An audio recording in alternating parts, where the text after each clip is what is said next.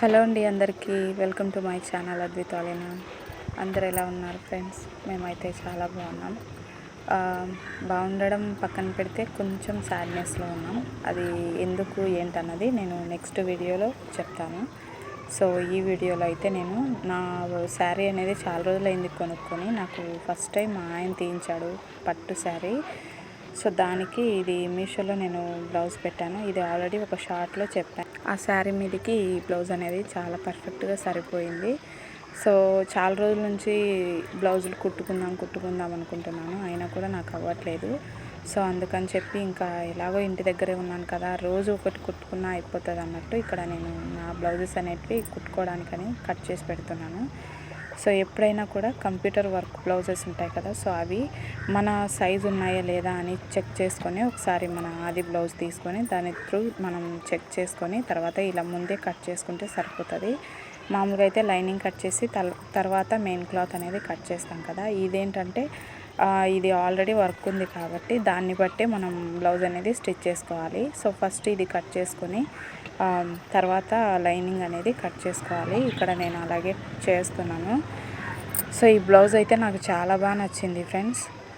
మీకు ఎలా ఉంది ఏంటన్నది నాకు కామెంట్ అయితే చేయండి, ఓకేనా. స్టిచ్ చేసిన తర్వాత ఇంకా చాలా బాగుంది. నేను వీలైతే ఈ వీడియో ఎండింగ్లో స్టిచ్ చేసిన తర్వాత ఎలా ఉంది ఏంటన్నది చూపిస్తాను ఒకసారి. నేను అన్నీ అందాజుగా కట్ చేస్తున్నాను ఇక్కడ ఈ మెయిన్ క్లాత్ అనేది. సో తర్వాత లైనింగ్ అనేది కొంచెం చూసుకుని, అంటే కొలతలు చూసుకుని తర్వాత కట్ చేసుకుని, ఎలాగో లైనింగ్ కొలతతోనే నేను స్టిచ్ చేసేది కాబట్టి లైనింగ్ అనేది పర్ఫెక్ట్ కొలత తీసుకుంటే సరిపోతుంది అన్నట్టు ఇక్కడ అందాజుగా అనేది కట్ చేస్తున్నాను. ఫ్రెండ్స్, ఈ వీడియోలో నేను ఒక పర్సన్ గురించి మీతో మాట్లాడదాం అనుకుంటున్నాను. తను ఎవరో కాదండి, జమ్మిగుంట సిస్టర్స్ అని యూట్యూబ్ ఛానల్ వాళ్ళు ఉన్నారు కదా, సో వాళ్ళ గురించి.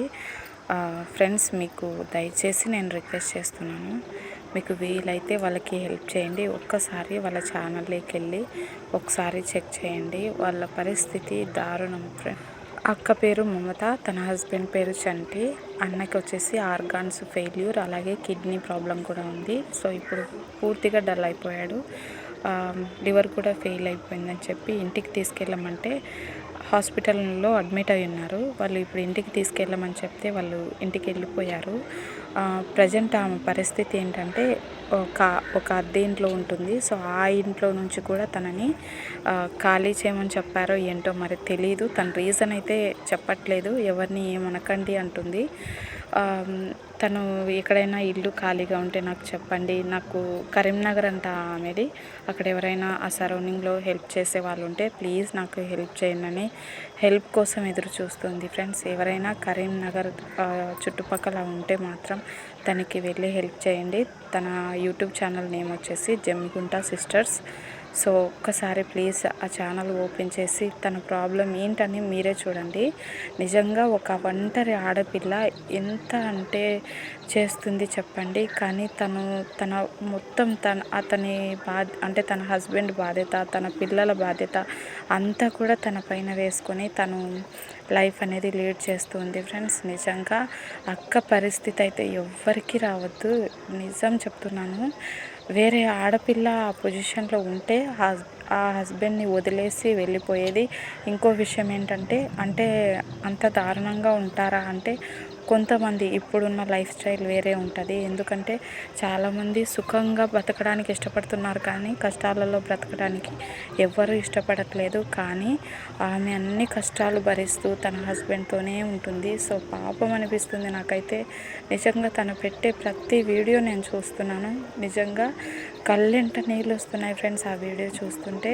ఎవరికి ఏ పరిస్థితి ఎప్పుడు ఎలా వస్తుందో కూడా తెలియదు. కొంతమంది దగ్గర డబ్బు ఉంటుంది, వాళ్ళు చూపించుకోగలరు ఎంత పెద్ద ప్రాబ్లం అయినా కూడా. కానీ ఇలాంటి వాళ్ళు తన ఇల్లు కోల్పోయింది, అన్నీ తనకున్న ఆస్తి ఏముందో మరి నాకు తెలీదు, అన్నీ కోల్పోయి ఈరోజు అద్దీంట్లో కూడా ఉండలేని ఒక పరిస్థితి ఫ్రెండ్స్. ప్లీజ్ మీకు తోచినంత హెల్ప్ అయితే అక్కకి చెయ్యండి. నేను స్క్రీన్ పైన ఆమె యూట్యూబ్ ఛానల్ నేమ్ అనేది ఇస్తాను. సో ఒకసారి చెక్ చేయండి. అలాగే వాళ్ళ గూగుల్ పే నెంబర్ ఇస్తాను. సో ఒక్కసారి మీ దగ్గర ఉన్నంత అమౌంటే వాళ్ళకి సెండ్ చేయండి ఫ్రెండ్స్. నా తరపు నుంచి ఈ చిన్న రిక్వెస్ట్. ఎందుకంటే తను చాలా సఫర్ అవుతుంది. నిజంగా తన పరిస్థితిలో వేరే వాళ్ళు ఉండుంటే పరిస్థితి ఎలా ఉండేదో ఏంటో మరి నాకు తెలీదు. ఇద్దరు అమ్మాయిలు, చిన్న చిన్న పిల్లలు, వాళ్ళని పెట్టుకుని పాపం అలాగే తన లైఫ్ అనేది లీడ్ చేస్తుంది. ఆ అన్న ఆఖరి క్షణంలో ఉన్నాడు. నాకైతే ఆ వీడియోస్ చూస్తుంటే అదే అర్థమవుతుంది. ఏ క్షణం ఏమవుతుందో కూడా తెలీదు. కానీ అన్నకి అక్క వాళ్ళు ఉన్నారంట, బట్ వాళ్ళు కూడా చూడడానికి రాలేదు. వాళ్ళ మధ్య సమస్య ఏంటో నాకైతే తెలీదు, కానీ వాళ్ళు చూడడానికి రాలేదు అని ఆమె ప్రతి వీడియోలో చెప్తుంది. అట్లీస్ట్ ఆఖరి క్షణంలోనైనా తనను వచ్చి ఒక్కసారి చూడండి అని చెప్పి. సో ఇదైతే మరీ దారుణం ఫ్రెండ్స్. ఎన్ని సమస్యలైనా ఉండొచ్చు, ఒకవేళ వీళ్ళే చెడ్డవాళ్ళు అయి ఉండొచ్చు, కానీ ఆయన ప్రాణాపాయ స్థితిలో ఉన్నప్పుడైనా వాళ్ళు వెళ్ళి చూడాలి కదా. తోడబుట్టిన వాళ్ళంటే ఎందుకు ఫ్రెండ్స్, ఇంకా నిజంగా ఇప్పుడున్న కాలంలో తోడబుట్టిన వాళ్ళు లేదు, ఎవరు లేదు అసలు. కన్న తల్లిదండ్రి కూడా ప్రేమ చూపించని రోజులు అయిపోయాయి. నిజంగా వాళ్ళు ఆ వీడియోలో ఏడుస్తుంటే నిజంగా కళ్ళెంట నీళ్ళు వస్తున్నాయి. పాపం వాళ్ళ గుండె కరిగిందో లేదో మరి. ఒక్కసారైనా నా తమ్ముడే కదా, ఏదైనా ఒకవేళ తప్పు చేస్తున్నా వాడు ఆఖరి మజిలీలో ఉన్నాడు, నేను వెళ్ళి చూస్తే తప్పేంటనే కనికరం కూడా ఆ కసాయి అక్కలకి లేదు. నిజంగా నాకైతే వాళ్ళని కొట్టాలనిపిస్తుంది ఫ్రెండ్స్, అంత బాధ అనిపిస్తుంది. ప్లీజ్ ఫ్రెండ్స్, ఎవరైనా సరే చూస్తున్న వాళ్ళ అక్కకి కాస్త హెల్ప్ చేయండి ప్లీజ్ ఫ్రెండ్స్. పట్టు నీళ్ళు పట్టు.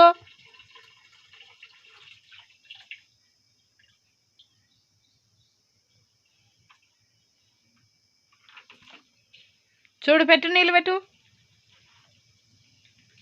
తీసుకోది.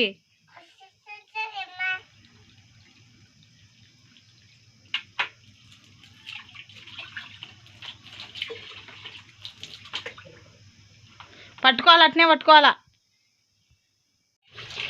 చూడు, ఈ డబ్బాలో పట్టు, ఈ డబ్బాలో.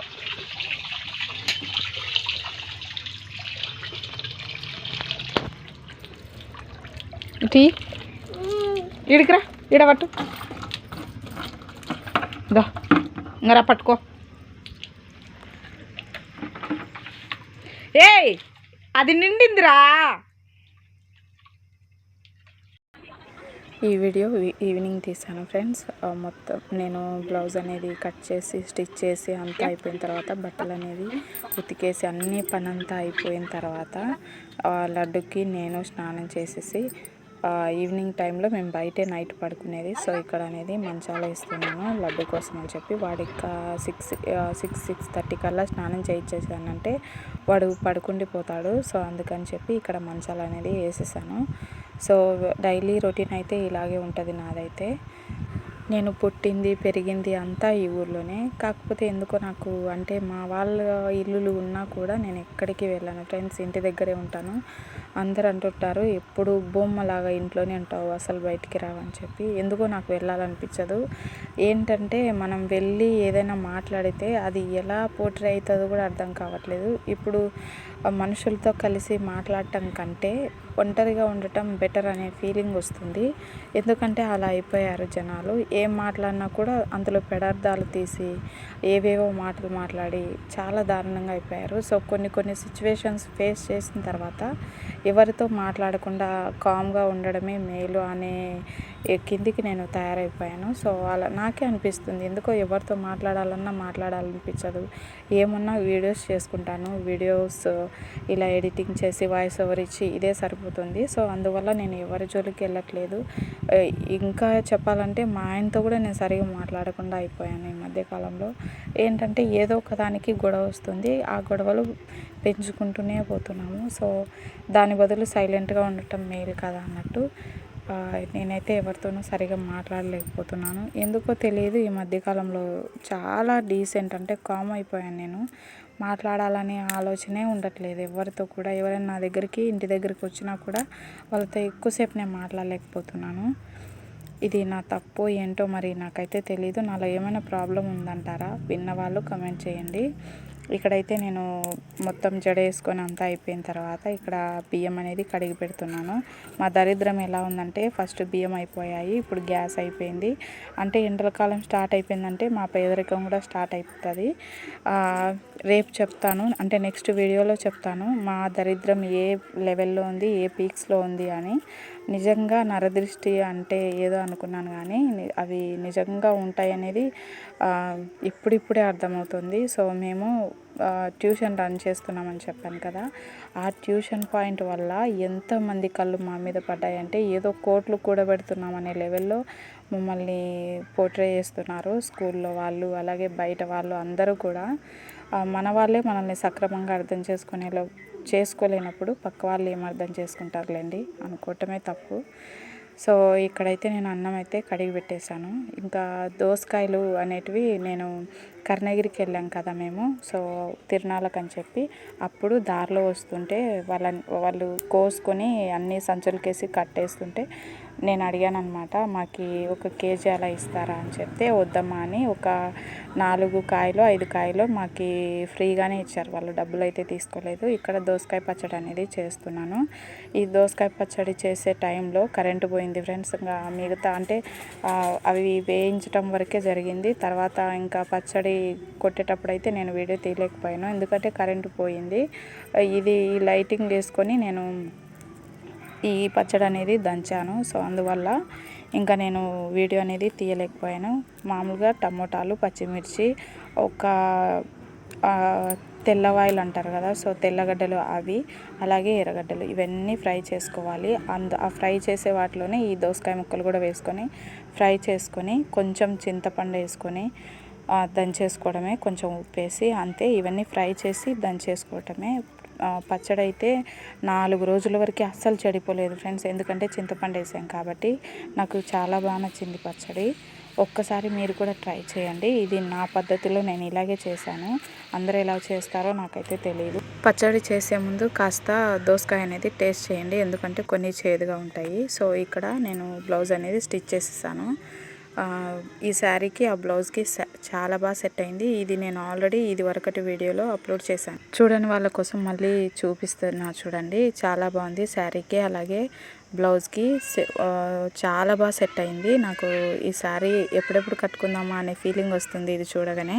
వీడియో నచ్చితే ప్లీజ్ లైక్ చేయండి. ఓకేనా, బాయ్ అండి.